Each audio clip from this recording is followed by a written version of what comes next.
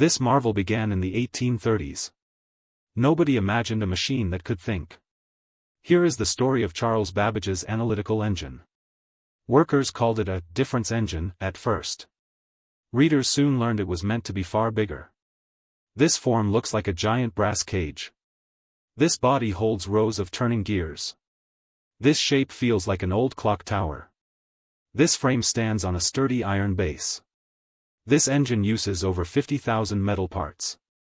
The main parts include the mill, the store, and the reader. The mill works like a modern CPU, that means it does calculations. The store holds numbers like a modern memory. The reader reads punched cards, like early computer paper. This design lets the machine run any arithmetic program. Nobody needed electricity for it. Instead, a hand crank supplies power. Workers turn the crank to move the gears. Each turn moves thousands of teeth in sync. The function was to solve complex equations. The engine could compute tables for navigation. It could also help build bridges or railways. This aesthetic mixes Victorian elegance with raw mechanics. Polished brass glints under oil-scented workshop light. Decorative engravings echo steam-era art. Gears line up like a giant music box. This look made the machine feel alive.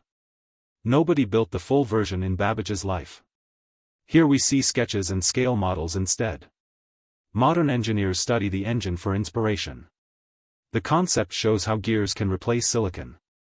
This idea still fuels steampunk design today.